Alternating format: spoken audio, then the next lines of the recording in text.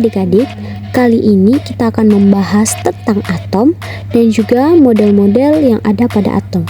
Stay tune ya. Apa sih itu atom? Nah, atom adalah subunit terkecil yang menyusun keseluruhan materi yang ada di muka bumi ini. Seiring berkembangnya ilmu pengetahuan, perkembangan dan penyempurnaan model atom pun semakin berkembang. Hal inilah yang melahirkan 5 teori perkembangan model atom, di antaranya yaitu model atom Dalton, atom Thomson, atom Rutherford, atom Niels Bohr, dan mekanika kuantum yang akan dibahas berikut ini. Yang pertama yaitu model atom Dalton. Model atom Dalton ini dikemukakan oleh John Dalton pada tahun 1803, di mana kesimpulan dari percobaan Dalton ini menyatakan bahwa semua materi terbentuk dari atom. Yang kedua, atom tidak dapat dipecah lagi karena atom merupakan subunit terkecil penyusun materi yang ada di muka bumi. Yang ketiga, atom tidak dapat diciptakan maupun dimusnahkan karena sifat dari atom ini adalah unit yang terkecil, jadi tidak dapat dibagi. Yang keempat yaitu atom identik dan berbeda dengan unsur lain. Misalnya pada CH atau CH4 memiliki atom yang berbeda.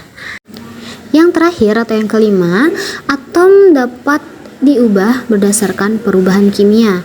Nah, perubahan kimia itu pula hanya berupa penambahan ikatan atau penambahan jumlah atom pada suatu unsur.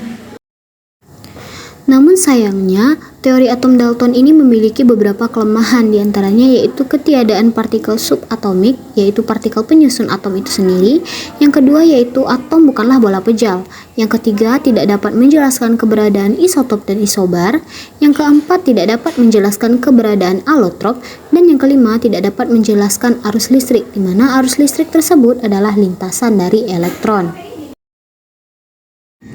Yang kedua yaitu atom Thomson yang dikemukakan oleh J.J. Thomson, di mana kesimpulan dari teorinya yaitu atom ini berbentuk bola namun tidak padat seperti pada teori Dalton. Atom itu netral karena semua materi adalah netral. Atom juga memiliki elektron yang memiliki muatan negatif, dan elektron ini dapat bergerak berpindah tempat atau berpindah kulit. Atom merupakan cairan kontinu yang mampu berpindah-pindah sesuai dengan tingkat keelektronegatifannya. Namun, teori yang dikemukakan oleh J.J. Thomson ini memiliki kelemahan, di antaranya yang pertama, tidak dapat menjelaskan susunan muatan dari atom tersebut. Yang kedua, tidak dapat menjelaskan spektrum cahaya yang dihasilkan oleh perpindahan elektron yang ada pada atom, dan tidak dapat menjelaskan terjadinya ion pada atom. Yang ketiga yaitu atom Rutherford. Atom Rutherford ini dikemukakan oleh ilmuwan Ernest Rutherford yang menyatakan bahwa atom tersusun dari inti yang bermuatan positif yang dikelilingi oleh elektron yang bermuatan negatif. Namun teori ini masih memiliki kelemahan, di mana Rutherford tidak dapat menjelaskan mengapa elektron tidak dapat jatuh ke inti, dan teori ini tidak dapat memperkirakan ukuran dari jari-jari atom, di mana hal ini bertentangan dengan teori fisika klasik.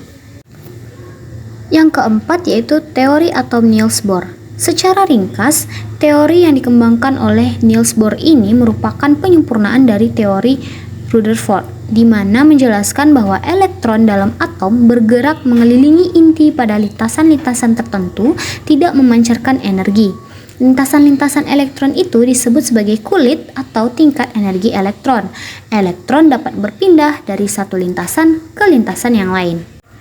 Namun teori atom Niels Bohr ini masih memiliki kelemahan. Yang pertama yaitu hanya mampu menjelaskan spektrum atom hidrogen, tetapi tidak mampu menjelaskan spektrum atom yang lebih kompleks dengan jumlah elektron yang pastinya lebih banyak.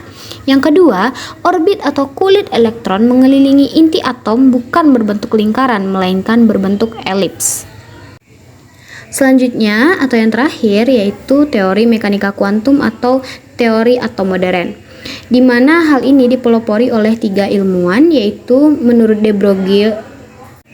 Yang kelima yaitu teori mekanika kuantum atau teori atom modern. Teori atom ini dipelopori oleh 3 ilmuwan. Yang pertama yaitu menurut de Broglie. Menurut de Broglie mengatakan bahwa gerakan partikel seperti elektron yang memiliki berbagai sifat panjang gelombang yang membuat berlakunya hukum gelombang. Yang kedua, menurut Wayne Heisenberg mengemukakan bahwa kedudukan serta momentum elektron tidak dapat ditentukan dengan tepat secara bersamaan yang dikenal dengan asas ketidakpastian. Dan yang ketiga, menurut Schrödinger bahwa atom pada mekanika kuantum dapat mengatakan bahwa elektron dapat dianggap sebagai gelombang materi yang gerakannya dapat disamakan dengan gerakan gelombang. Erwin Schrödinger juga mengatakan mengenai kedudukan elektron yang ada di dalam atom itu tidak dapat ditentukan secara pasti dan yang dapat ditentukan hanya probabilitasnya saja atau daerah kemungkinan keberadaannya saja. Orbital merupakan ruangan yang memiliki probabilitas terbesar yang dapat ditentukan atau ditemukan elektron.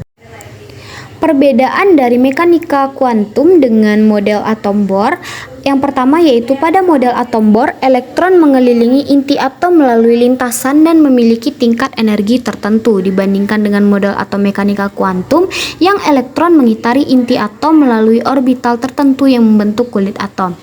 Pada model atom Bohr, elektron bergerak pada lintasannya dan membuat bentuk lingkaran seperti halnya pergerakan planet yang mengelilingi matahari, dibandingkan dengan model atom mekanika kuantum yang elektronnya bergerak di dalam orbital dan melakukan gerakan gelombang. Pada model atom Bohr, posisi dari sebuah elektron yang bergerak mengitari atom sendiri dapat ditentukan, dibandingkan dengan model atom mekanika kuantum yang posisi dari sebuah elektronnya bergerak mengelilingi inti atom tersebut tidak dapat ditentukan secara pasti.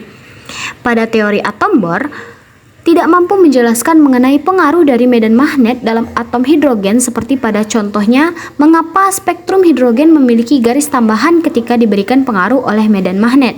Dibandingkan dengan model atom mekanika kuantum yang telah dapat digunakan untuk menjelaskan sifat atom serta molekul yang berelektron lebih dari satu, serta berdasarkan kenyataannya dapat dilihat dengan teliti, spektrum gas hidrogen yang ada tidak terdiri dari hanya satu garis saja, namun beberapa garis yang memiliki jarak yang saling berdekatan. Berdasarkan hal tersebut, lintasan yang ada memiliki sublintasan di mana tempat elektron ditemukan.